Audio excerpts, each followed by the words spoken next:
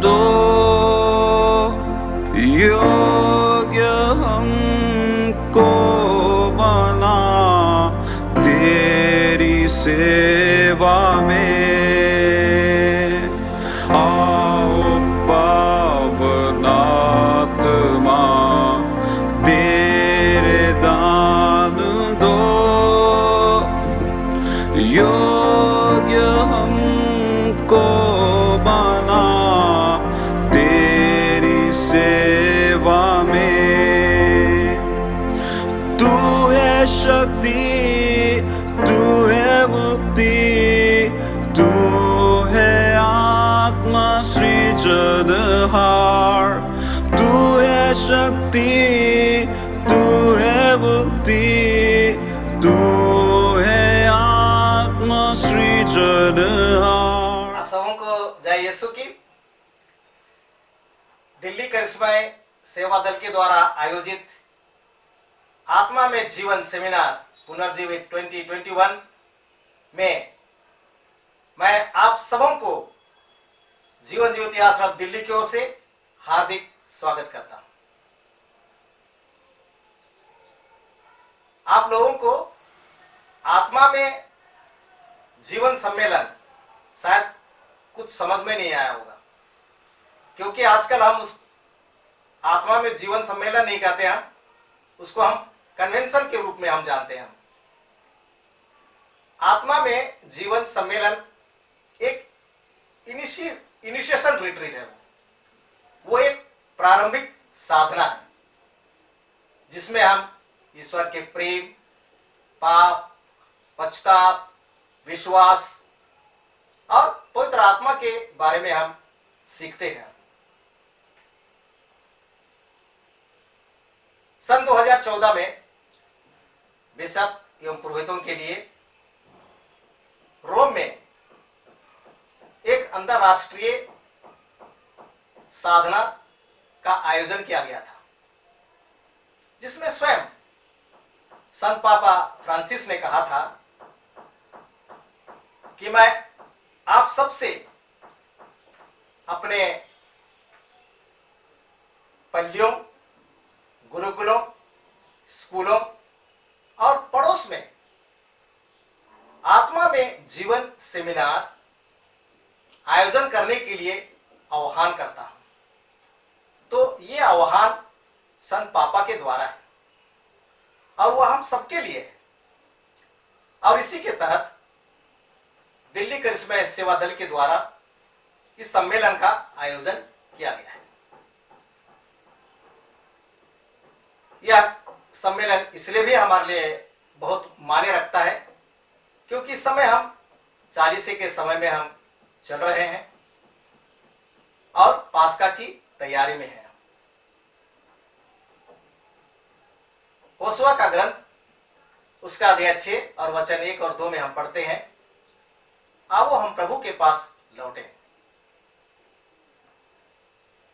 उसने हमको घायल किया है, वही हमें चंगा करेगा। उसने हमको मारा है, वही हमारे घावों पर मरहम पट्टी बांधेगा। वह दूसरे दिन हमें जिलाएगा, तीसरे दिन हमें उठाएगा और हम प्रभु के सामने जीवित रहेंगे।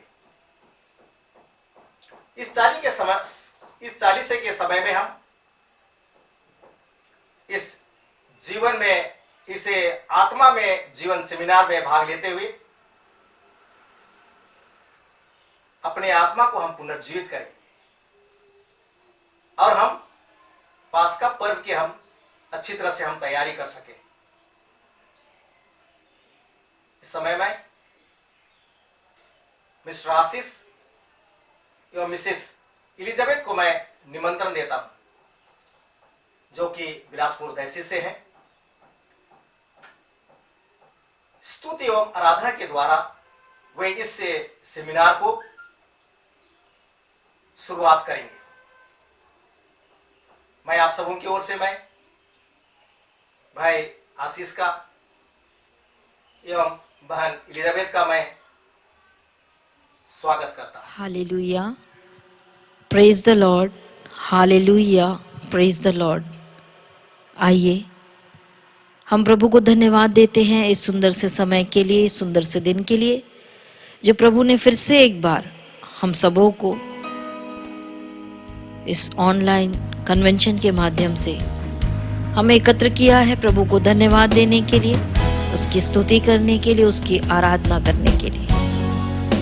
प्रभु को हम धन्यवाद दें कि इस बंद के समय में और इस महामारी के बीच में भी हम प्रभु की स्तुति और आराधना, उसकी महिमा और उसको धन्यवाद का बलिदान हम सभी लोग एक साथ दे पा रहे हैं।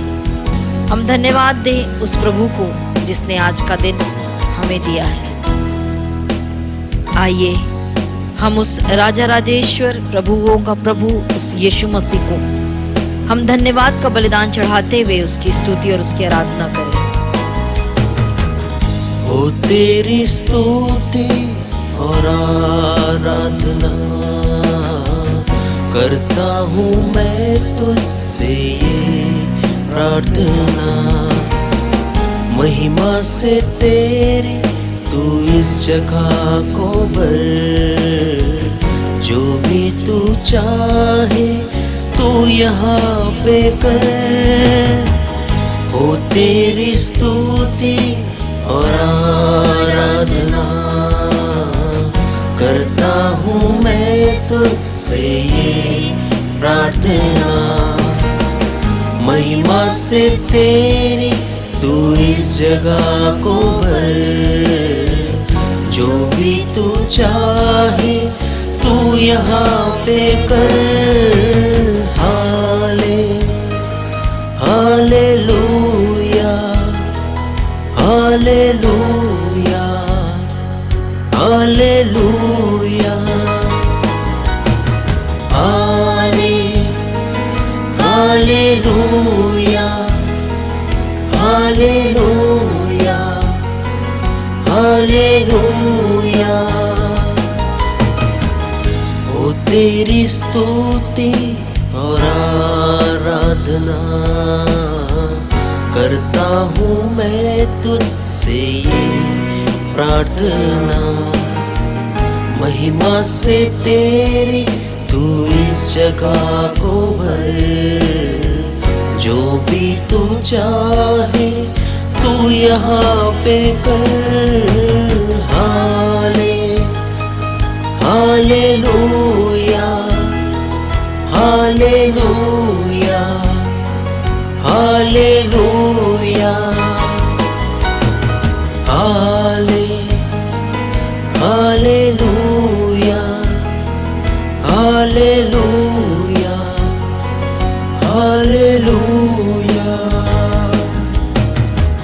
हे प्रभु, हम तेरा धन्यवाद करते हैं।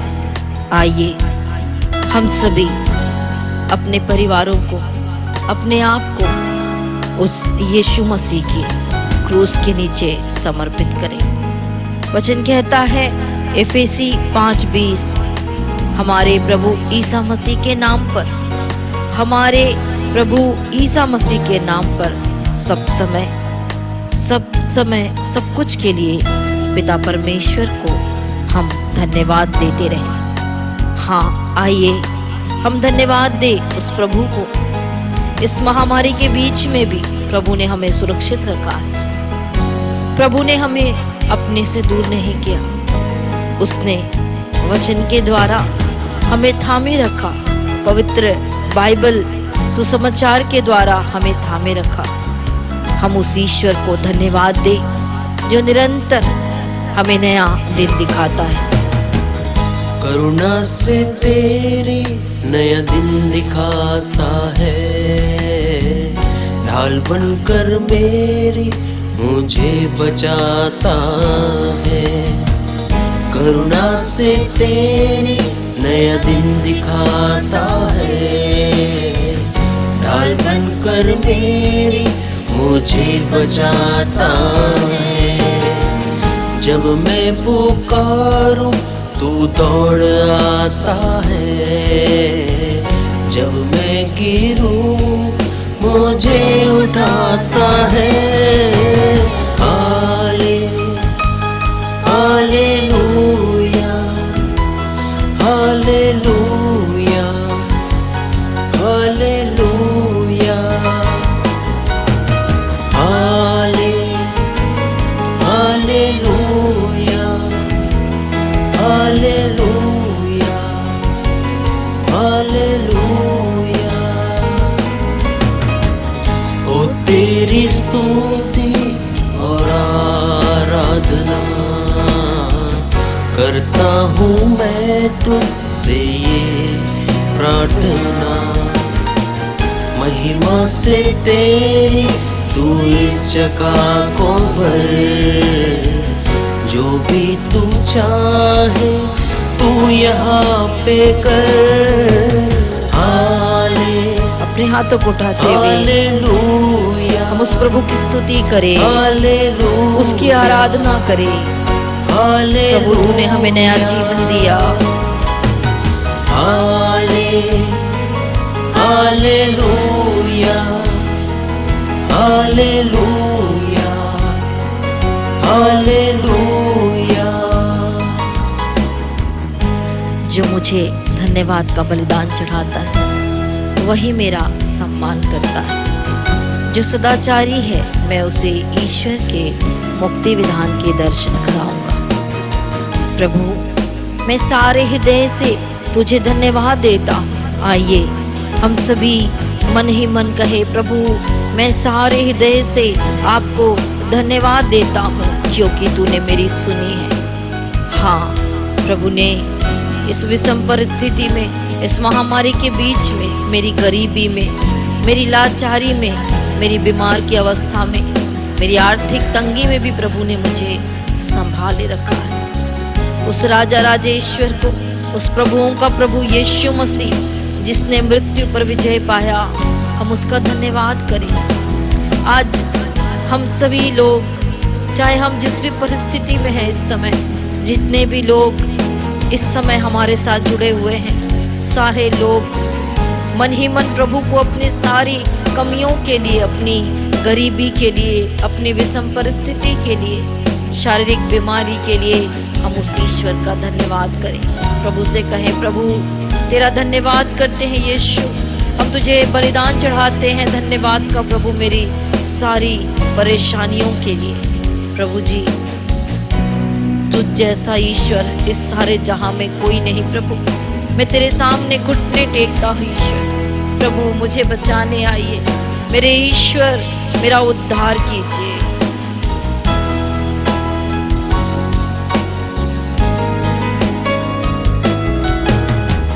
सारे जहां में तुझ सा कोई नहीं, तुझको छोड़ प्रभु कोई नहीं। सारे जहां में तुझ सा कोई नहीं, तुझको छोड़ प्रभु कोई नहीं। घुटने में टेको बस तेरे सामने, तू है मेरा प्रभु, तू मेरा पिता। हाथों को उठाते हुए हालेलुया, हम सभी गाएं हालेलुया, हालेलुया, हालेलुया। ईश्वर की स्तुति करें। Hallelujah, hallelujah, hallelujah. ओ तेरी स्तुति और आराधना करता हूँ मैं तुझसे ये प्रार्थना। प्रभु तुझे धन्यवाद देते हैं। महिमा से तेरी तू इस जगह को भर, जो भी तू चाहे तू यहाँ पे कर। सभी गाएं हालेलुया, हालेलुया, हालेलुया, हालेलुया। तेरा धन्यवाद करते हैं, हालेलुया तेरी स्तुति करते हैं, हालेलुया तेरी आराधना करते हैं। स्तुति hallelujah hallelujah hallelujah hallelujah hallelujah hallelujah hallelujah. Hallelujah hallelujah सभी हम स्तुति करते रहे। Hallelujah hallelujah hallelujah hallelujah hallelujah hallelujah. यीशु धन्यवाद धन्यवाद यीशु। Thank you Lord, thank you hallelujah Jesus. Hallelujah praise you Lord. Hallelujah स्तुति हालेलुया हालेलुया हालेलुया हालेलुया स्तुति हालेलुया हालेलुया हालेलुया स्तुति स्तुति स्तुति स्तुति स्तुति हालेलुया हालेलुया हालेलुया धन्यवाद यीशु, तेरी स्तुति हो, तेरी आराधना हो, हालेलुया तेरी महिमा हो प्रभु जी। धन्यवाद यीशु, जितने भी लोग जुड़े हैं प्रभु, सारे लोगों पर अपनी महिमा प्रकट होने दीजिए यीशु। हालेलुया हालेलुया हालेलुया प्रभु। धन्यवाद यीशु, thank you Lord, thank you Jesus, praise you Lord. प्रभु दया कीजिए प्रभु, हमारे जीवन पर दया कीजिए प्रभु। धन्यवाद देते हैं यीशु, अपनी सारी कमियों के लिए हालेलुया धन्यवाद देते हैं। Hallelujah hallelujah hallelujah hallelujah hallelujah hallelujah hallelujah hallelujah hallelujah hallelujah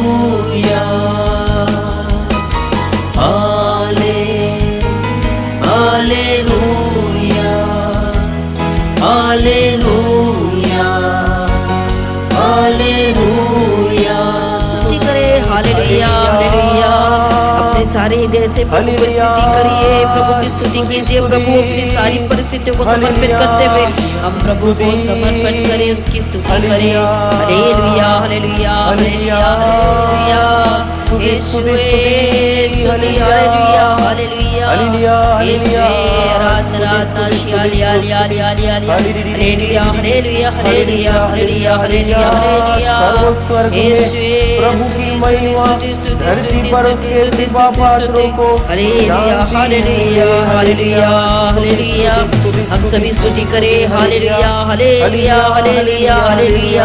अपने हाथों को उठाते हुए हम स्तुति करें। Hallelujah hallelujah hallelujah. ईश्वर आराधना आराधना आराधना। Hallelujah hallelujah hallelujah hallelujah. यीशुए स्तुति स्तुति स्तुति। Hallelujah hallelujah hallelujah hallelujah hallelujah. तेरी स्तुति आराधना तेरा धन्यवाद करते हैं प्रभु। Thank you Lord, thank you Jesus, we praise you Lord, महिमा से adore you Jesus, thank you Lord, तू हर जगह thank you को Jesus, भर। thank you Jesus। जो भी तू चाहे तू वहाँ पे कर। हालेलुया हालेलुया हालेलुया हालेलुया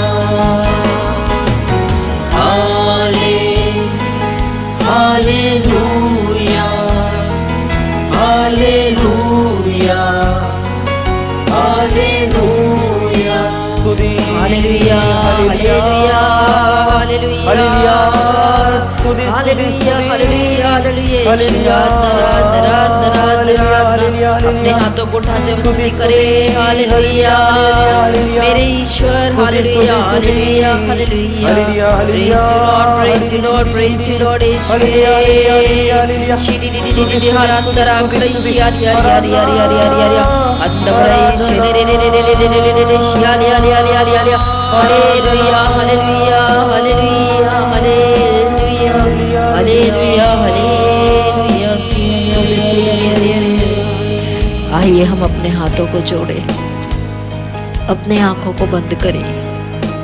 उस सर्वशक्तिमान यीशु वचन कहता है समस्त संसार में सिर्फ एक ही नाम है जिसके द्वारा हमें मुक्ति मिल सकती है। समस्त संसार में सिर्फ एक ही नाम है जिसके द्वारा हमें मुक्ति मिल सकती है, और वो नाम है यीशु मसीह। उस नाम में ही इतनी शक्ति है, इतना सामर्थ्य है जो हमारा उद्धार कर सकता है, जो हमें बीमारी से बचा सकता है, हमारे जीवन से गरीबी दूर कर सकता है, अशांति को शांति में बदल सकता है, उसी यीशु मसीह की हम स्तुति करते हैं, उसकी आराधना करते हैं। मेरी आत्मा प्रभु को धन्य कहो, मेरी आत्मा प्रभु को धन्य कहो और उसका एक भी वरदान कभी नहीं भुलाओ। हम उस ईश्वर की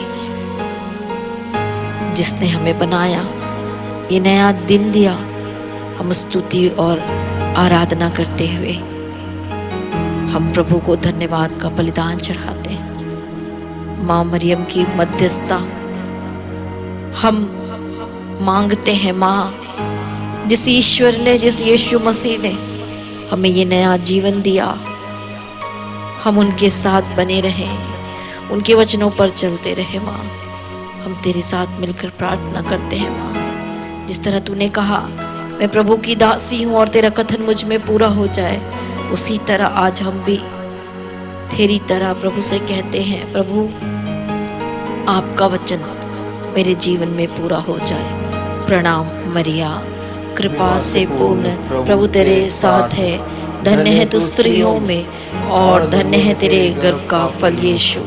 हे संत माँ मरियम, परमेश्वर की माँ, प्रार्थना कर हम पापियों के लिए, अब और हमारे मरने के समय। आमीन। Hallelujah, hallelujah.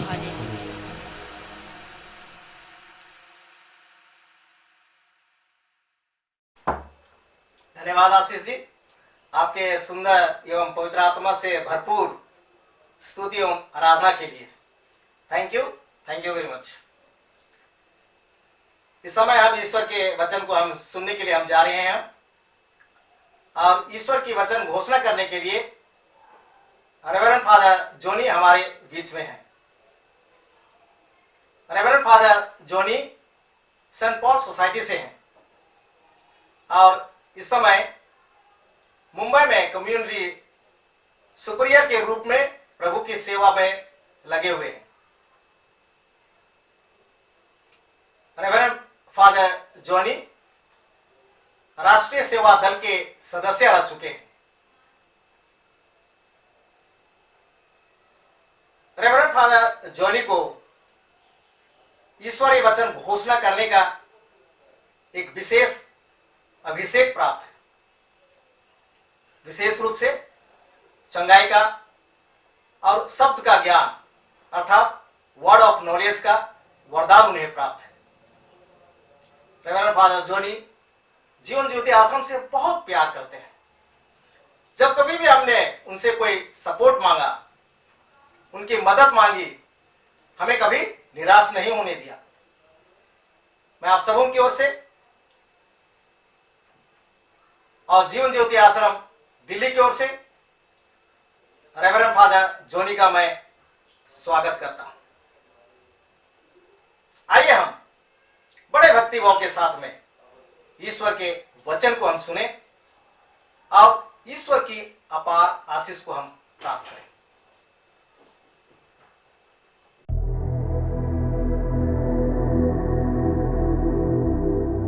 मसीह में प्यारे मित्रों, ईश्वर का प्रेम के बारे में आज चर्चा करेंगे। ईश्वर कौन है, किस प्रकार ईश्वर हमें प्यार करता है, ईश्वर के प्रेम का अनुभव बहुत सा हमें क्यों नहीं पहचान सकते। इन्हीं प्रश्नों के उत्तर हम यहाँ देते रहेंगे। ईश्वर कौन है? बाइबल के उत्पत्ति ग्रंथ अध्याय 29 पद संख्या 30 से 21 में याकूब ने ईश्वर से पूछा, मुझे आपका नाम बता दो। ईश्वर ने उत्तर दिया, तुम मेरा नाम क्यों जानना चाहते हो? और उसने वहां याकूब को आशीर्वाद दिया और ईश्वर ने अपना नाम नहीं बताया। बाइबल के निर्गमन ग्रंथ अध्याय 3:14 में मूसा ने ईश्वर से नाम पूछा। ईश्वर ने मूसा से कहा, मेरा नाम सत्य है। उसने फिर कहा, तुम इस्राएलियों को यह उत्तर दोगे जिसका नाम सत्य है, उसी ने मुझे भेजा है। इसके बाद ईश्वर ने मूसा से कहा, तुम इस्राएलियों से ये कहोगे, प्रभु तुम्हारा पूर्वजों के ईश्वर इब्राहिम, इसहाक तथा याकूब के ईश्वर ने मुझे तुम लोगों के पास भेजा है। यह सदा के लिए मेरा नाम रहेगा। याकूब के ग्रंथ अध्याय 23-13 में हम पढ़ते हैं, वह प्रभु है, उसका विरोध कौन करेगा। वह जो चाहता है वही होकर रहेगा। शाश्वत ईश्वर तुम्हारा आश्रय है, उसका बाहुबल निरंतर सक्रिय है।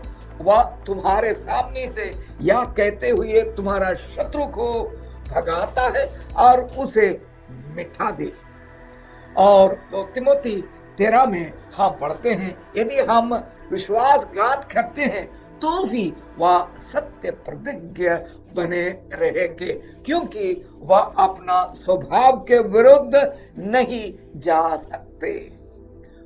उपरोक्त वाक्यों से ईश्वर का नाम क्या है स्पष्ट नहीं है। मेरा नाम सत्य है, वह प्रभु है, उसका विरोध कौन करेगा। और वह इब्राहिम और इसहाक तथा याकूब का ईश्वर इत्यादि धर्म ग्रंथों में लिखा है। लेकिन नए विधान में स्पष्ट रूप में बताया है कि ईश्वर कौन है। संत योहन अध्याय 4:16 में कहते हैं, ईश्वर प्रेम है और जो प्रेम में दृढ़ रहता है वह ईश्वर में निवास करता है और ईश्वर उसमें। पवित्र बाइबल हमें सिखाती है कि ईश्वर प्रेम है। ईश्वर हमें कैसे प्यार करते हैं। ईश्वर का प्रेम मां के प्यार से भी बढ़कर है। ईश्वर का प्यार असीम है। नबी इसायास 49:15 में हम पढ़ते हैं, क्या स्त्री अपना मुंह बच्चा भूल सकती है? क्या वह अपनी गोद के पुत्र पर तरस नहीं खाएगी? यदि वह भुला भी दे तो मैं तुम्हें कभी नहीं भूलूंगा। नबी यिर्मयाह के ग्रंथ 31:20 में हम इस प्रकार पढ़ते हैं, क्या एफ्रेम मेरा प्रिय पुत्र है? क्या वह मेरा लाडला बेटा है? क्योंकि जब कभी मैं उस फटकारता हूँ तो मुझे उसका ध्यान भी रहता है, इसलिए मेरा हृदय उसके लिए व्याकुल रहता है। मैं उस पर अवश्य दया करूंगा। कलकत्ता में एक गांव में एक शाम को नाव नदी में फटल गई और इस दुर्घटना में लगभग 30 व्यक्तियों की मृत्यु हुई। दिन निकलते ही शव को तट पर लाने के लिए आरंभ हुआ और उनमें से एक शव को देखकर लोग विलाप करने लगे। मां और बच्चे की लाशों जो दर्द भरी दर्द था, मां अपने लाला ने खोने के विचार से अपने बच्चे को छाती से लगाए हुए, बच्चे के हाथ अपनी मां के गले से लिपटा हुआ था और वे दोनों अपनी अंतिम सांस ली। यह मां की ममता जिसने बच्चे को जन्म दिया है, परंतु पिता ईश्वर का प्रेम इससे भी महान है। यदि मां भी भुला भी दे तो भी ईश्वर नहीं भूलेगा। नहीं, यिर्मयाह का ग्रंथ अध्याय 1:5 में हम पढ़ते हैं, मादा के गर्भ में तुमको रचने के पहले ही मैंने तुमको जान लिया, तुम्हारा जन्म से पहले ही मैंने तुमको पवित्र किया। ईश्वर ने मुझे मादा के गर्भ से ही अलग कर लिया और अपना अनुग्रह से बुलाया था। गलातियों के नाम संत पौलुस का पत्र अध्याय 1:15 में स्टेन दंपति की बात ध्यान देने योग्य है। श्री स्टेन से टकरो ने कहा कि श्रीमती स्टेन के गर्भाशय से को बच्चे को धारण करने की क्षमता नहीं है, अतः डॉक्टरों ने कहा कि यदि एक बच्चे को उत्पन्न करना है तो मादा का डिंब और पिता के शुक्राणुओं को लेकर टेस्ट ट्यूब में भ्रूण को विकास किया जाए और फिर उस भ्रूण को किसी अन्य स्त्री के गर्भस्थ में स्थानांतरित करके उसका विकास किया जाए। स्टैन दंपति ने इस कार्य के लिए एक महिला को तैयार कर लिया और उन्हें एक बड़ी रकम देने की वादा किया। अब महिला से वादा किया था, जब बच्चा पैदा हो जाएगा तो तुम हमें बच्चा को दे देना, हम तुम्हें फिर से बहुत बड़ी रकम देंगे। इस प्रकार भ्रूण के टेस्ट ट्यूब में विकसित करके उस स्त्री के गर्भस्थ में स्थापित कर दिया गया। समय पूर्ण होने पर उस महिला ने एक बच्चा को जन्म दिया और ये खबर मिलते ही स्टैन दंपति एक बड़ी रकम लेकर उस महिला के पास पहुंचे। लेकिन वह स्त्री जिसने बच्चे को जन्म दिया, स्टैन दंपति को बच्चा देने के लिए तैयार नहीं रहा। मैं आपको ये बच्चा नहीं दूंगी, चाहे आप कितने ही बड़ी रकम क्यों ना दे। प्रसव के पहले मैंने बच्चे को देने की प्रतिज्ञा की थी, लेकिन अब नहीं दूंगी, क्योंकि यह मेरा बच्चा है। यही है माँ का हाल, शिशु को वह नहीं छोड़ेगी। यदि कोई माँ अपने बच्चे को छोड़ भी दे तो भी ईश्वर हमें नहीं छोड़ेंगे। ये घटना बाइबल के इन वचनों को सिद्ध करती है। पिता ईश्वर का प्रेम ईसा के द्वारा हुआ। शब्द ईश्वर है, शब्द ने शरीर धारण कर हमारे बीच निवास किया। संत यूहन्ना अध्याय 1:14। जैसे मुर्गी अपने चूजों को अपने ठौनों के नीचे एकत्र कर लेती है, वैसे ही ईसा ने हमें प्यार किया। ईसा ने अपने प्रिय शिष्यों को बच्चों कहकर संबोधित किया। संत यूहन्ना 21:5। ईसा ने उनसे पूछा, बच्चों खाने को कुछ मिला? उनका प्यार छायात्मक है। तुमने कुछ भी नहीं चुना है, मैंने तुमको चुना है। मैं जानता हूं कि मैंने किन किन लोगों को चुना है। संत यूहन्ना 15:16। चुने हुए लोगों के साथ वह सदा रहता है। नए विधान के प्रकाशन ग्रंथ में हम पढ़ते हैं, मैं द्वार के सामने खड़ा होकर खटखटाता हूं। यदि कोई मेरी वाणी सुनकर द्वार खोलेगा तो मैं उसके यहाँ आऊंगा। प्रकाशन ग्रंथ अध्याय 3:30। नबी इसायास 46:4 में हमसे कहते हैं, मैं तुम्हारा बुढ़ापे तक वही करूंगा, मैं तुम्हारे बाल पक जाने तक तुम्हारा भरण और पालन पोषण करूंगा। ईश्वर का प्रेम अटल रहता है। नबी इसायास का द्वारा ईश्वर कहता है, मैं तुम लोगों के लिए एक चिरस्थायी विधान ठहराऊंगा। मैंने राष्ट्रों को साक्ष्य देने के लिए दाऊद को चुना और उसे राष्ट्रों का पथ प्रदर्शक तथा अधिपति बना दिया है। जो गलती करते हैं उन्हें ईश्वर नहीं ठुकराता है। इसी के समय से पहले यदि पति पत्नी का नहीं चाहता तो वह त्याग पत्र देकर उसे छोड़ सकता था। इसायास 50:1 में आप पढ़ते हैं, मैं फिर से कहता हूं, कहाँ है वह तलाक पत्र जिससे वह प्रमाणित हो सके कि मैंने तुम्हारी मादा का परित्याग किया? कहाँ है वह साहूकार जिसके हाथ मैंने तुमको बचा? ईश्वर किसी को दास बनाकर नहीं बेचता है, क्योंकि उसका प्रेम असीम है। नबी इसायास का ग्रंथ अध्याय 54:10 में हम पढ़ते हैं, चाहे पहाड़ चल जाए और पहाड़ियां डवाडोल हो जाए, किंतु तेरे प्रति मेरा प्रेम नहीं ढलेगा। ईश्वर का प्रेम अनंत है।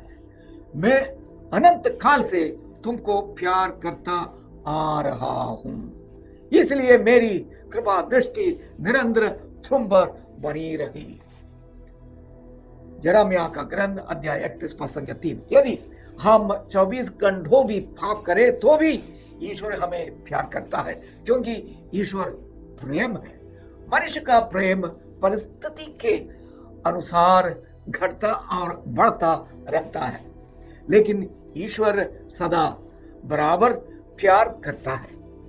कुछ लोगों को भूख लगने पर बहुत गुस्सा आता है। ईश्वर का प्रेम उद्धार करने वाला प्रेम है।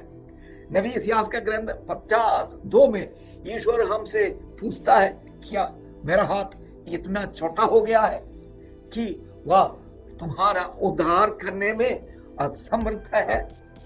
क्या मेरे पास इतनी सामर्थ्य नहीं कि मैं तुमको छुड़ा सकता? अनेक लोग निराश में डूबकर सोचते हैं कि वे नष्ट हो गए हैं और अब उद्धार असंभव है, लेकिन ईश्वर के लिए सब कुछ संभव है। वह हमें पाप के फंदे से उठा सकता है। उड़ाऊ पुत्र को सुअर बाटों से पिता ने उठाया, उसने प्यार किया और फिर से पुत्र का पद दिया। नबी ने ईश्वर से शिकायत की। ईश्वर ने नबी से कहा, जब इस्राएल ने अन्य देवों की पूजा की तब भी मैंने उन्हें प्यार किया, इसलिए तुम जाकर अपनी पत्नी को साथ ले आओ। मसीह ने हमारे उद्धार के लिए ही क्रूस पर अपनी जान बलिदान चढ़ाया। इससे हम जानते हैं कि ईश्वर ने हमें कितना प्यार किया है। इतिहास 43:1 में लिखा है, याकूब जिसने तुम्हारी सृष्टि की है, इस्राएल जिसने तुमको गढ़ा है, वही प्रभु आप कहता है, मत डरो, मैंने तुम्हारा उद्धार किया है, मैंने तेरा नाम पुकारा है, तुम मेरे हो। यदि तुम समुद्र पार करोगे तो मैं तुम्हारे साथ होऊंगा, जलधाराएं तुम्हें बहाकर नहीं ले जाएगी। यदि तुम आग पार करोगे तो तुम नहीं जलोगे।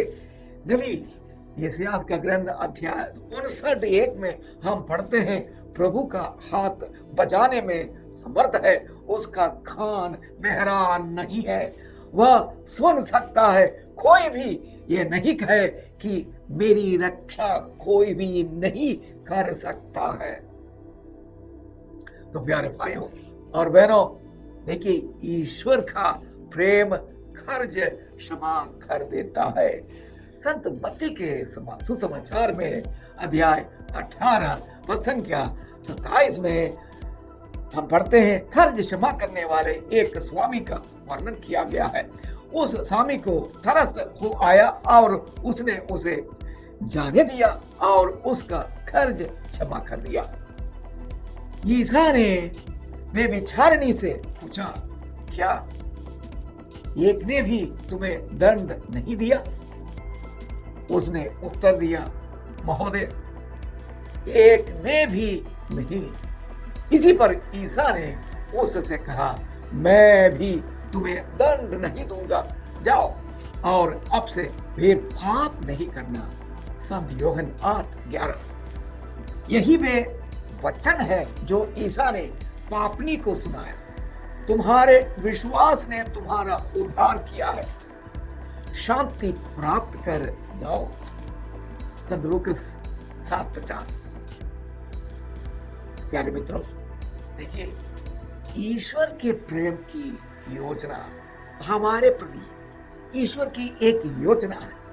नबी यिर्मयाह 29:11 में प्रभु ईश्वर कहता है, मैं तुम्हारे लिए निर्धारित अपनी योजनाएं जानता हूं, या प्रभु की वाणी है, तुम्हारे हित की योजनाएं अहित की नहीं, तुम्हारे लिए आशामय भविष्य की योजनाएं, वह हमें दुखों से सुख की ओर ले जाएगा। नबी यशायाह 30:20 में हम पढ़ते हैं, प्रभु ने तुम्हें विपत्ति की रोटी खिलाई और दुख का जल पिलाया है, किंतु अब तुम्हें शिक्षा प्रदान करने वाला प्रभु अदृश्य नहीं रहेगा, तुम अपने आंखों से उसे दर्शन करोगे। ईश्वर का प्रेम उमड़ने वाला प्यार है। स्तोत्र ग्रंथ में हम पढ़ते हैं, प्रभु मेरा चरवाहा है, तेरी भलाई और तेरी कृपा से मैं जीवन भर घिरा रहता हूं। प्रभु जो कष्ट हमें देता है हमारी भलाई के लिए है। रोमियो के नाम संत पौलुस के पत्र अध्याय 8 पद संख्या 28 में स्पष्ट है कि जो लोग ईश्वर को प्यार करते हैं और उसके विधान के अनुसार बुलाए गए हैं, ईश्वर उनके कल्याण के लिए सभी बातों में भी उनकी सहायता करता है। ईश्वर का प्रेम व्यक्तिगत है। संत यूहन्ना के सुसमाचार के 4 अध्याय में हम एक सामरी स्त्री के बारे में पढ़ते हैं, जिसकी प्रतीक्षा ईश्वर याकूब के झरने के पास आकर रहे थे। ईसा के लिए हर एक व्यक्ति प्रिय है। ईसा ने पवित्र वचनों से इस पापनी स्त्री से मन परिवर्तन किया है। ईसा का प्यार व्यक्तिगत है।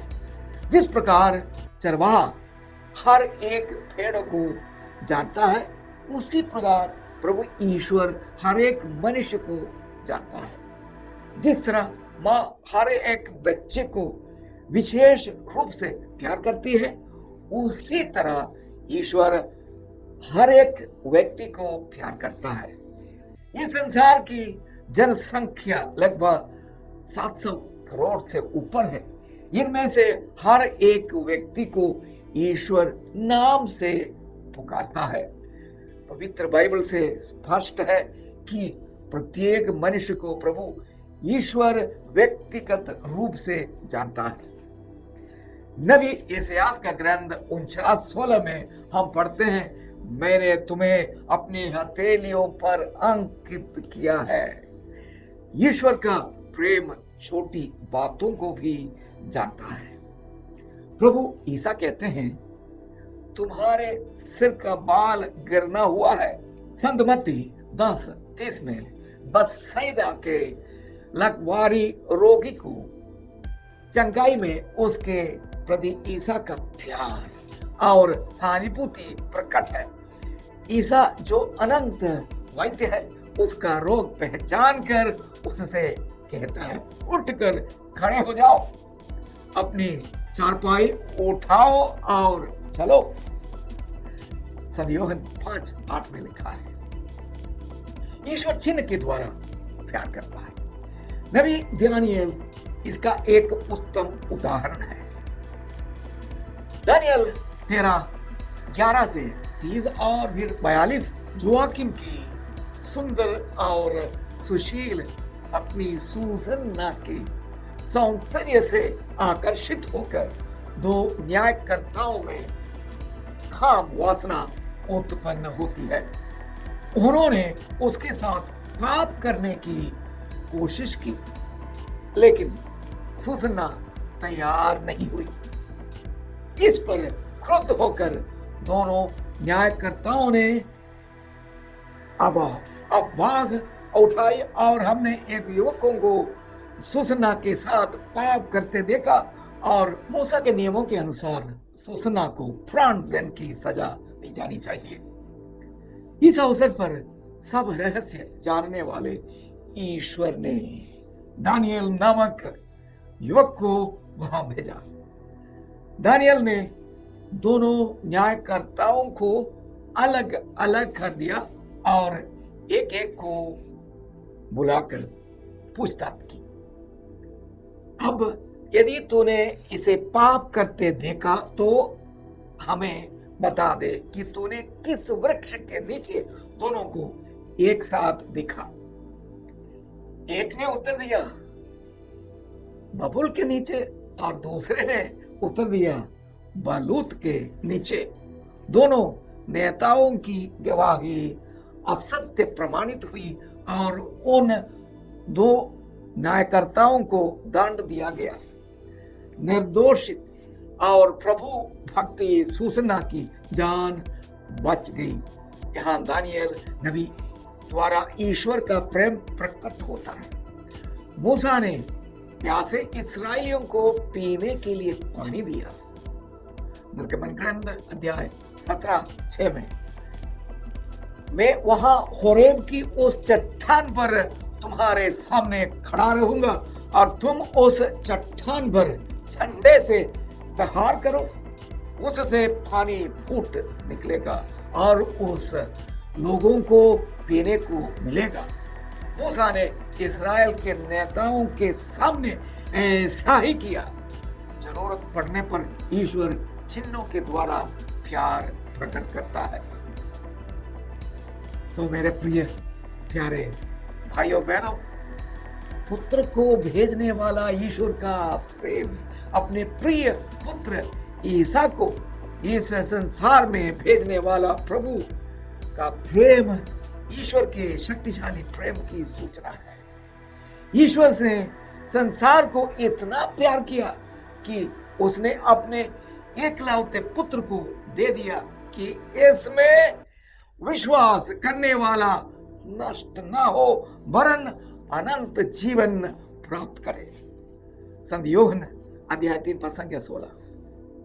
और प्रभु ईसा कहते हैं किसी का भी प्रेम इससे बढ़कर नहीं है कि वह अपने मित्रों के लिए अपने प्राण निछावर कर देते हैं। रोमियों के नाम संत पौलुस के पत्र अध्याय 8:35 में लिखा है, हमको क्रिस्त के प्रेम से कौन अलग करेगा। हमें प्रेम का मर्म इस बात से पहचाना है कि ईसा ने हमारे लिए अपने प्राण अर्पित कर दिया। इस प्रकार ईश्वर ने हमें प्यार किया है। रोमे के नाम संत पौलुस का पत्र अध्याय 5:8। ईश्वर हमारे प्रति अपना प्रेम इस बात से प्रमाणित करता है कि जब हम पापी ही थे तभी हमारे लिए ख्रिस्त मरे। इस प्रकार ईश्वर का प्रेम प्रकट हुआ। हम ईश्वर के प्यार का अनुभव तब कर सकते हैं जब हम सोचते हैं कि ईसा को लगवाया गया एक घोड़ा मेरे लिए ही छेला गया है। यही विचार हम मनुष्य का सदा मार्गदर्शन करें, तब हम वास्तव में ईश्वर का सदा मनुष्य को प्यार करेंगे। पवित्र आत्मा को प्रदान करने वाला ईश्वर का प्रेम है। रोमियों के नाम संत पौलुस के पत्र अध्याय 5:5 में हम पढ़ते हैं, आशा हमें निराश नहीं होने देते हैं क्योंकि जो पवित्र आत्मा हमें मिली है उसके द्वारा ईश्वर का प्रेम हमारे हृदयों में उमड़ पड़ा है। प्रकाशना ग्रंथ अध्याय 22:12 में भी यही हम देखते हैं, देखो मैं शीघ्र ही आऊंगा, मेरा पुरस्कार मेरे पास है और मैं प्रत्येक मनुष्य को उसके कर्म का प्रतिफल दूंगा। नबी इसायास 32:14 में हम पढ़ते हैं, राजमहल का परित्याग हो चुका है, कोलाहल भरा नगर उजाड़ पड़ा है, किला और बुर्ज गांठों के अड्डे बन गए और पशुओं के चरागाह वहां। देश तब तक बनी रहेगी जब तक हमें ऊपर की ओर से आत्मा का वरदान नहीं मिलेगा। तब मरुभूमि भल उद्यान और बन जाएगी और फल उद्यान वन में बदल जाएगा। यूहन्ना 14:16 से 18 में हम पढ़ते हैं, मैं तुम्हें अनाथ नहीं छोड़ूंगा, वह तुम्हें एक दूसरा सहायक प्रदान करेगा जो सत्य की आत्मा है। ईश्वर पवित्र आत्मा के द्वारा ईश्वरीय प्रेम को प्रकट करता है। हमें दत्तक पुत्र पुत्री बनाने वाला ईश्वर का प्रेम, पिता ईश्वर प्रेम का हमारे प्रति कितना महान है। हम ईश्वर की संतान कहलाते हैं और हम वास्तव में वही है। यूहन्ना 3:1। रोमे के नाम संत पौलुस के पत्र अध्याय 8 प्रसंग 15 से 16 में हम पढ़ते हैं कि किस प्रकार हम ईश्वर के पुत्र पुत्रियां बनते हैं। जो लोग ईश्वर की आत्मा से संचालित हैं वे सब ईश्वर के पुत्र पुत्रियां हैं और वे ईश्वर के प्रेम के बारे में संदेह नहीं करते। जब वे पवित्र आत्मा से भरपूर हो जाते हैं तो उन्हें ईश्वर को अपने अति प्रेमी पिता के रूप में देखने की शक्ति प्राप्त होती है। अब हमने ईश्वर के प्रेम की 10 विशेषताएं देखी हैं। पवित्र बाइबल हमें सिखाती है कि प्रभु ईश्वर प्रत्येक मनुष्य को जन्म देने वाली मां से भी बढ़कर प्यार करता है। तो कुछ लोग ईश्वर के प्रेम का अनुभव क्यों नहीं करते हैं, ये सवाल है। एक युवक जो ईश्वर के प्रेम के बारे में उपदेश सुना और बताया, ईश्वर के प्रेम को मैंने अब तक समझ नहीं पाया। तो फिर पवित्र बाइबल के वचन ईश्वर हमें प्यार करता है और इसे क्या लाभ है। ईश्वर के प्रेम को समझने की क्या क्या बाधाएं हैं। वे जीवन की चिंताएं, धन दौलत और भोग विलास। जीवन की चिंताएं, व्यक्तिगत चिंताएं और दूसरों से संबंधित चिंताएं ईश्वरीय प्रेम में बाधाएं पैदा कर सकती है। लोग कहते हैं कि जहां मनुष्य चिंताएं उसके साथ जरूर है। यह जीवन की एक सच्चाई है। हम देखते हैं कि किस प्रकार जीवन की चिंताएं मनुष्य को सताती है। कोई अपने दुबले एवं दुर्बल शरीर के बारे में चिंतित है। कोई सोचता है कि मैं दूसरों की तरह कामयाब नहीं क्यों पाते। अन्य कोई सोचता है कि मुझे दूसरों के बराबर बुद्धि नहीं है। फिर कोई इस बात से चिंतित है कि उसे समाज में ऊंचा स्थान नहीं मिल पा रहा है। इसी प्रकार भिन्न भिन्न प्रकार की चिंताएं अनेकों को सताती रहती है। प्रवक्ता ग्रंथ अध्याय 30 प्रसंग 24 में बताया गया है, चिंताओं को दूर रखो, अपना मन बहलाव, अपने हृदय का सांत्वना दो और दिखार मुझे, क्योंकि प्रभु ने मेरी पीड़ा को और भी दुखमय बना दिया है। आह भरते भरते मैं थक गया। यिर्मयाह 45:3। एक घड़ा घीर से भरा था, इसमें छोटी नली लगी हुई थी और जो भी चाहता है वह पी सकता था। कई लोग गिलास लेकर घड़े के पास गए। नली खोलने पर खीर गिलास में नहीं गिरी। अथक परिश्रम के बाद इसका कारण उन्हें समझ में आया। घड़े की सफाई ठीक से नहीं होने के कारण मेंढक उसकी नली में घुस गया और खीर गर्म होने के कारण वह मर गया। इसलिए खीर नली से बाहर नहीं निकल सकी। घड़ा घीर से भरपूर होने पर भी जो घीर खाने गए और उन्हें घीर नहीं मिली। और ईश्वर के प्रेम का अनुभव भी उसी तरह है हमारे जीवन में। यदि ईश्वर के प्रेम का और उमड़ने की बाधाएं हो तो ईश्वर का प्रेम हमारे हृदय में वह नहीं पाएगा। ईश्वर के प्रेम की गहराइयों को हम समझ नहीं पाएंगे।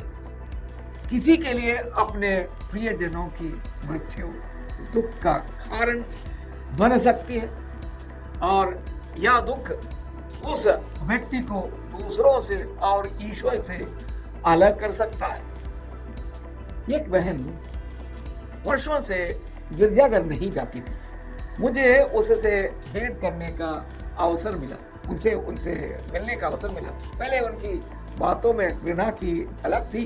जब मुझे मालूम हुआ कि वह बहुत दुखी है, तब मैंने उसे ईश्वर के प्रेम के बारे में बताया। इसके बाद मैंने उससे कहा, प्रिय बहन, चाहे तुम कितना ही दुख क्यों ना हो, ईश्वर तुम्हें प्यार करता है। उसी क्षण और क्रोधित होकर उसने पूछा, मेरे प्रिय पति को ले जाकर उस दुष्ट को क्या मिला? वर्षों से पहले उसके प्रिय पति की मृत्यु हुई थी। उसी दिन से वह गिरजाघर और ईश्वर से नफरत करने लगी और जीवन के दुख ही ईश्वर के प्रेम का अनुभव करने में बाधा बन गया था। जब धीरे धीरे उसे मालूम हुआ कि ईश्वर सब कुछ भलाई के लिए ही करता है, तब वह दुख से मुक्त होकर फिर गिरजाघर जाने लगी। ईश्वर हमें सिखाता है कि पराजय, अपमान और यातनाएं और अप्रत्याशित हानि, मृत्यु आदि अनेकों को ईश्वर के प्रेम से दूर कर देता है। धन दौलत न संपत्ति एक व्यक्ति को ईश्वर से अलग कर सकती है। संपत्ति, धन, स्वास्थ्य, सौंदर्य या अनेक प्रकार के गुण हो सकते हैं। इनमें अधिक मोह करने से हमें ईश्वर से दूर हो जाते हैं। तिमोथी का नाम संत पौलुस का पहला पत्र अध्याय 6 के 9 से 10 में प्रेरित संत पौलुस हमें याद दिलाता है, धन का लालच सभी बुराइयों की जड़ है। इसी लालच में पड़कर कई लोग विश्वास के मार्ग से भटक गए और उन्होंने बहुत सी यंत्रणाएं झेली है। एक व्यक्ति ने अपनी दुकान के उद्घाटन पर आशीष देने के लिए एक पुरोहित को निमंत्रण किया। उन्होंने अपनी कार से पुरोहित को लाने गया और वे दोनों एक कार में बैठकर आ गए। दुकानदार बहुत धनी थे। उनके पास शहर में 3 दुकानों हैं। गांवों में दुकानदार की एक फैक्ट्री भी है और उसके अलावा अब एक नई दुकान खोलने जा रहा था। इस नई दुकान की आशीष के लिए ये पुरोहित को साथ ले जा रहा था। रास्ते में उन्होंने पुरोहित को बहुत कुछ बताया। उन्होंने कहा, अधिक काम होने के कारण मुझे गिरजाघर जाने के लिए समय नहीं मिल पा रहा है, तो मैं पिछले पवित्र शुक्रवार को केवल क्रूस के चुंबन के लिए ही गिरजाघर आया था। तो इसलिए फादर जी, आप मेरे लिए अवश्य प्रार्थना कीजिएगा। फादर जी उसी क्षण से उनके लिए प्रार्थना करने लगे, हे प्रभु, इस भाई के पास 3 दुकानें और एक फैक्ट्री है। इसी कारण वह ना गिरजाघर जा सकते हैं और ना ही प्रार्थना कर सकते हैं। तो इन दुकानों और फैक्ट्री का नष्ट करें, तो इसे वो गिरजाघर आ सके, प्रार्थना कर सके। धीरे धीरे उनका फैक्ट्री का सारा कार्य नुकसान होने लगा। और इस धनवा ने आश्चर्यचकित होकर फादर जी की ओर देखा। फादर जी ने जो कहा, धन के लालच में आपको प्रार्थना करने के लिए समय नहीं मिलता है। यह स्थिति बहुत खतरनाक है। धन अपने आप में कोई बुरी चीज नहीं है, लेकिन धन का लालच ईश्वर के प्रेम के अनुभव करने में रुकावट पैदा कर सकता है। तो ईसा ने धनवान मनुष्य से इस प्रकार कहा है, तो मैं एक बात की कमी है, अपना सब कुछ बेचकर गरीबों में बांट दो और स्वर्ग में तुम्हारे लिए पूंजी रखी रहेगी।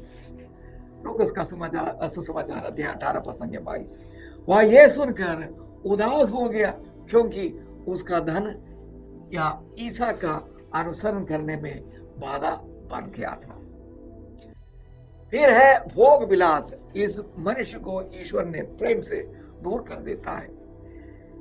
इब्रानियों के नाम पौलुस का पत्र 12-14 में हम पढ़ते हैं, सबके साथ शांति बनाए रखे और पवित्रता की साधना करे। मैं तुम्हारी असंख्य प्रार्थनाओं को अनसुना कर देता हूं। तुम्हारे हाथ रक्त से रंगे हुए हैं। स्नान करो, शुद्ध हो जाओ, अपने कुकर्म मेरी आंखों के सामने से दूर करो, पाप करना छोड़ दो। इतिहास 1:15-16। पाप हमें ईश्वर के प्रेम से दूर कर देता है। कुकर्मियों को कभी भी शांति नहीं, हमेशा घबराहट। और ईश्वर का प्रेम महसूस करने में मन में पापमय बंधन और पाप बोध रुकावट उत्पन्न कर सकता है। एक युवती माँ ईश्वर के बारे में सुनना भी पसंद नहीं करती थी। उसने पवित्र मिसा बलिदान में भाग लेना और पाप स्वीकार करना छोड़ दिया। उस कैथोलिक युवती का विवाह गिरजाघर में हुआ था, या विवाह संस्कार गिरजा में इसलिए नहीं हुआ कि उसमें क्रिस्तीय विश्वास था। वह स्त्री जो एक बच्चे की मां थी, केवल दिखावे के लिए गिरजा जाया करती थी। लेकिन बहुता वह गिरजा के बाहर बच्चे के साथ खेलती थी। तो बाइबल के उपदेश सुनने के बाद उसे महसूस हुआ कि वह फादर जी से व्यक्तिगत रूप से बात करे। उसने कहा, ईश्वर पर मुझे बहुत गुस्सा है, प्रार्थना करने की इच्छा नहीं है और विश्वास भी नहीं। फादर जी ने उससे पूछा, तो क्यों ईश्वर से प्यार नहीं कर सकती? कुछ देर तक सिर झुककर बैठने के बाद वह फिर बोली, अपने पाप के कारण से वह शहर के एक हॉस्टल में रहकर कॉलेज जाया करती थी। जब वह बीएससी में पढ़ रही थी, तब एक युवक उसके जीवन में आया। वह गर्भवती हुई। किसी की जानकारी के बिना वह अस्पताल गई और बच्चे को नष्ट कर दी। वह दूसरी जगह पर दिन बिताती गई, मानो उसके साथ कुछ भी नहीं हुआ हो। कुछ समय के बाद अपने दोस्तों के साथ वह एक मेडिकल कॉलेज देखने गई। वहाँ शिशुओं में गर्भस्थ शिशुओं के अनेक मृत शरीर रखे थे। एक शीशी पर 4 महीने का एक गर्भस्थ शिशु लिखा था।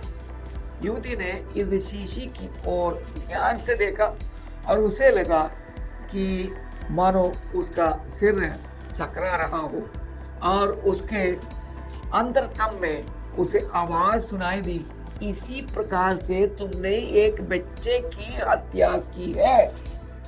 उस दिन से वह ईश्वर से घृणा करने लगी। वह डरती थी कि बच्चे की हत्या करने के कारण ईश्वर उसे दंड देगा। यही चिंता उसे सताती रही। भाव बोध ईश्वर के प्रेम के अनुभव करने में रुकावट बन गया। प्रेरित संत लूकास कहते हैं कि ईश्वर के प्रेम की ओर अग्रसर होने के लिए भाव रुकावट है। तो हम कैसे ईश्वर के प्रेम का अनुभव कर सकते हैं? जैसे ही हम रुकावट को दूर कर सकते हैं, उसी क्षण से हमारे हृदय ईश्वर के प्रेम से भर जाते हैं। दुखों को ईश्वर की योजना समझकर उन दुखों के लिए ईश्वर की स्तुति करो और विश्वास करो कि ईश्वर की जानकारी के बिना एक भी बाल नहीं गिरता है। दुखों के प्रति ईश्वर की स्तुति करते समय हमें अनुभव होगा मानो हमारे सारे दुख मन से अलग हो रहा है।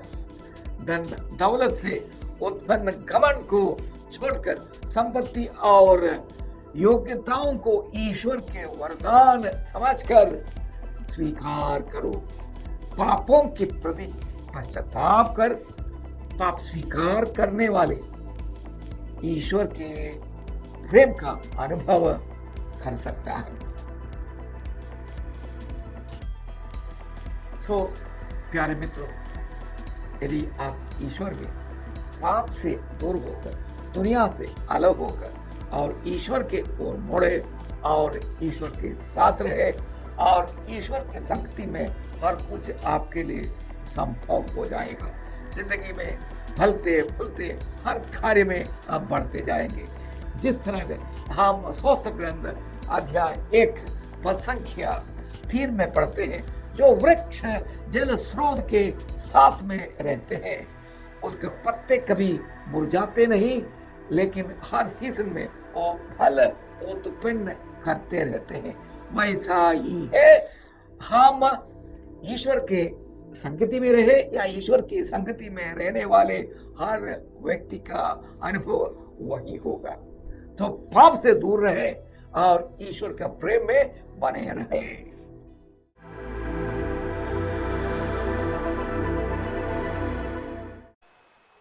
धन्यवाद फादर जी, आपके सुंदर, शक्तिशाली एवं प्रेरणादायक वचन के लिए। और आगे भी फादर जी हम आपके सहयोग के लिए, आपके सहायता के लिए और आपके सपोर्ट के लिए हम अपेक्षा रखते हैं आपसे। Thank you very much. और अगला सेशन हमारा साक्षी देने का है और इसके लिए मैं भाई रंजीत टोप्पो को मैं आमंत्रित करता हूं। मैं भाई रंजीत टोप्पो द्वारका पारिस दिल्ली से हैं। मैं आप सबों को ओर से भाई रंजीत टोप्पो का मैं स्वागत करता हूं। परमेश्वर की स्तुति हो, जय यीशु की। मैं रंजीत टोप्पो अभी दिल्ली में मैं रहता हूँ। मैं अपना गवाही देना चाहता हूँ कि परमेश्वर मेरे जीवन में अपना प्यार कैसा दिखाया है।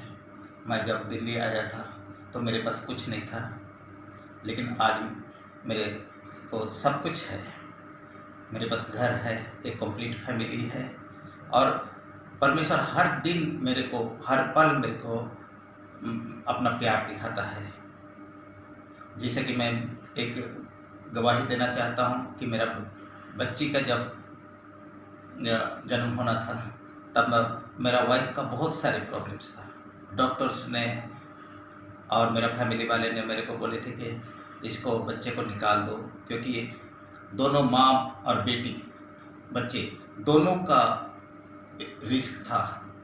लेकिन मैं हमेशा प्रभु में रहा, हमेशा प्रार्थना करता हूँ कि प्रभु तू यदि मेरे को प्यार करता है तो ये बच्ची ठीक ठाक आ जाए इस दुनिया में। पूरा 9 महीना मेरा वाइफ बेड रिडन थी, पूरा बिस्तर में लेटे रहती थी, उसको कोई काम नहीं कर पाती थी, पूरा तड़पती थी।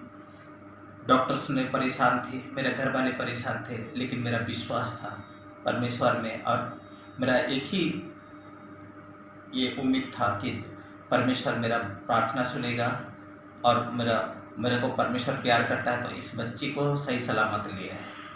और वही हुआ। पर मैं प्रार्थना में रहता था और धीरे धीरे मेरा वाइफ का 9 महीना पूरा हुआ और मेरे को एक अच्छी बच्ची मिल गई। मैं उसका नाम रोजलिन रखा हूँ। वैसे ही मेरे को एक बेटा भी मिला। जब दिल्ली में मेरा घर नहीं था तो मैं प्रार्थना करता था, प्रभु आप यदि मेरे को प्यार करते हैं तो मेरे को एक अच्छा सा घर दे के दीजिए। और आज मैं द्वारका में एक डुप्लेक्स घर में रहता हूँ। मेरा एक छोटा सा बागान है। मैं कहीं पर भी जाता हूँ, पूरा देश, मैं करीब 25 कंट्री घूम चुका हूँ, 25 देश यूरोप में मैं पढ़ा हूँ। और मैं जहाँ भी जाता हूँ, जहाँ भी रहता हूँ, प्रभु अपना प्यार से मेरे को अच्छे से रखते हैं। मैं हमेशा प्रभु को धन्यवाद देता हूँ कि मेरा फैमिली को, मेरे को और मेरा जो भी काम मैं करता हूँ। अभी मैं परमेश्वर का काम करता हूँ, लोगों को मैं पवित्र भूमि इस्राएल लेके जाता हूँ और उसमें भी सारे इंडिया से लोग जुड़ रहे हैं और मैं उनको लेके पवित्र भूमि इस्राएल लेके जाता हूँ। मैं परमेश्वर का धन्यवाद देता हूँ उसका प्यार के लिए और हर आशीष के लिए। जय यीशु की। धन्यवाद रंजीत जी आपके सुंदर गवाही के लिए। इसके साथ ही साथ मैं आप सबों का धन्यवाद देता हूं क्योंकि आप लोगों ने इन सारे सेशन में बड़े ही आनंद और उत्साह के साथ में भाग लिया है। कल भी एक नए उमंग और उत्साह के साथ में इस सम्मेलन में भाग लें और प्रभु के आशीष को प्राप्त करें। अगर किसी ने इस चैनल को सब्सक्राइब नहीं किया है तो उनसे मेरा निवेदन है कि वे जरूर से जरूर इस चैनल को सब्सक्राइब करें। साथ ही साथ अपने पड़ोसियों को इसके लिए प्रोत्साहित करें। धन्यवाद। जय यीशु की।